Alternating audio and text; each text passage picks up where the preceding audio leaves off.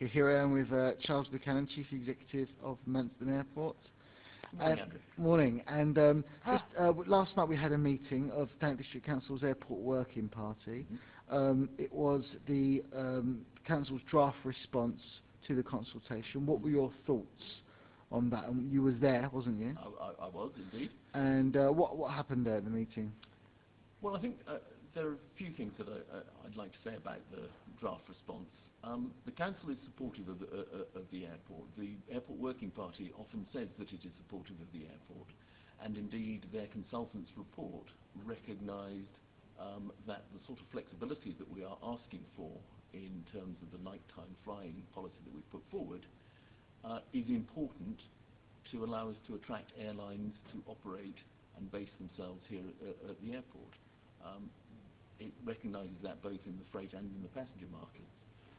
And so we're rather disappointed at the tone of that draft report, which seems to be picking out a large amount of the queries that have justifiably been raised, but without putting them in the context that their consultant put those in, that these are minor queries of relatively little significance, and to put those up as significant errors or omissions in the work that we have done.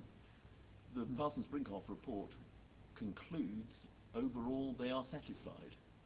And that is a phrase that doesn't feature in the draft report at all, nor is there any reference to support of the airport. And what did you think during the meeting? There was Councillors Peter Campbell and David Green wanted a few things added to the draft response. The issues, the figures, the handout, I don't know if you saw the one that was handed out by David Green with the figures from the World Health Organization. And what did you think to that, and the issue of human rights that was raised by Peter Campbell? Well, certainly we saw those for the first time last night, and we'll look at what has been said, and we'll respond to those.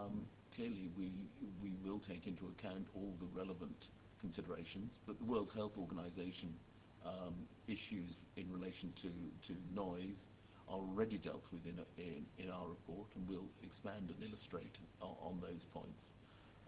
And we look forward to the Council taking account of the additional information that we will necessarily have to provide in response to the new points that have been raised. How do you feel with the current administration? This is going to go before the full Council, and that, you know, they obviously have a different approach, to say the least, to the Conservative administration. How do you feel about that? Do you feel it's slightly unfair? Do you think it's... We want to have this matter concluded. We want the Council to give us their views. We submitted our proposal in October last year. Now, 6 months on, we have got the first draft of a response.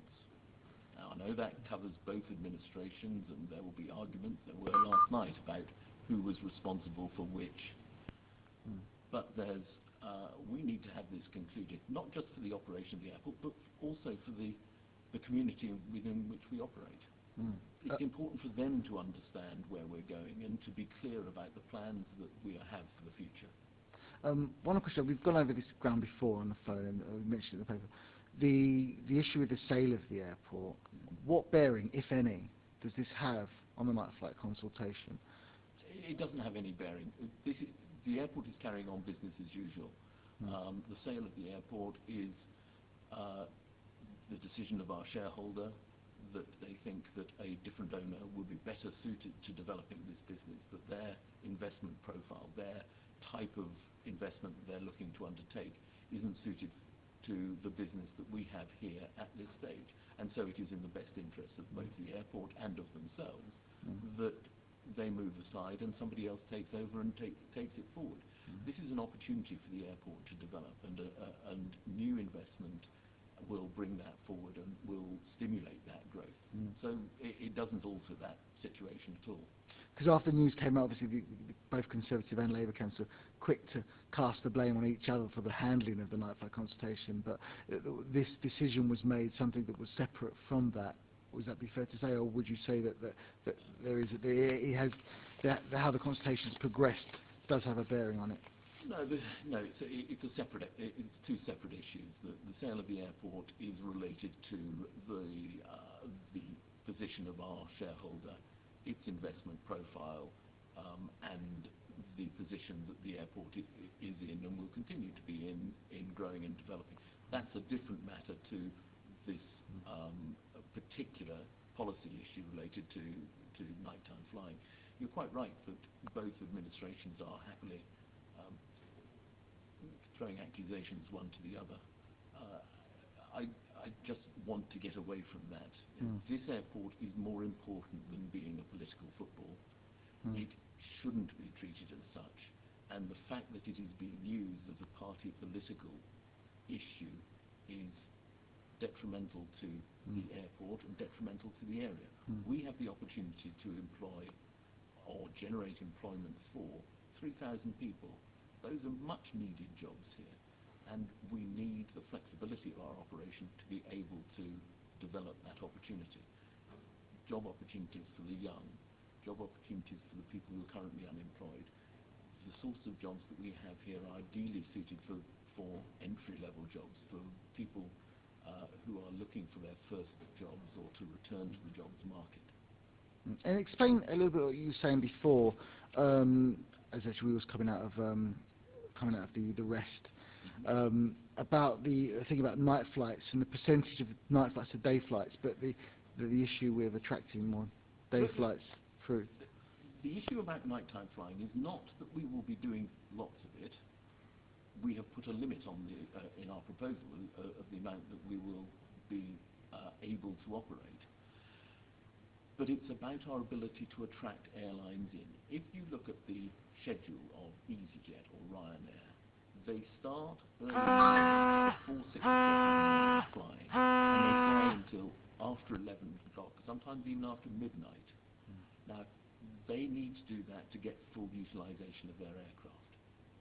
If we cannot offer them the ability to fully utilise their aircraft, they won't bring them here.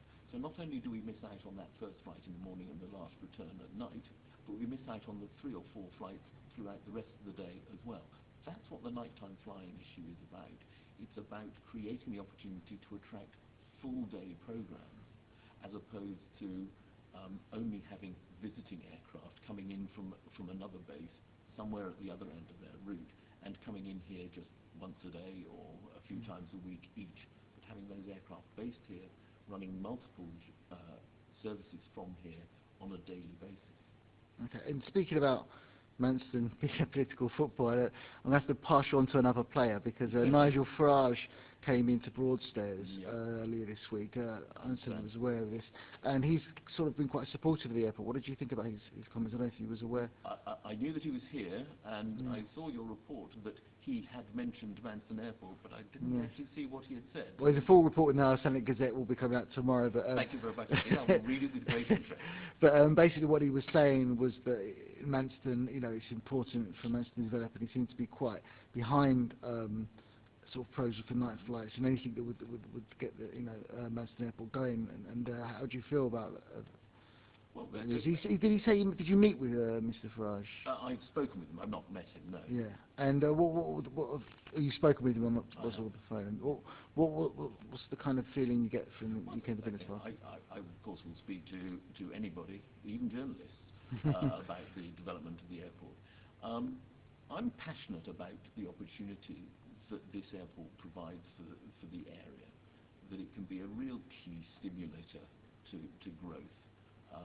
It's not just the employment that is created at the airport, but it's what that brings to the area, the wider community, and the opportunities that creates to attract business in of all sorts.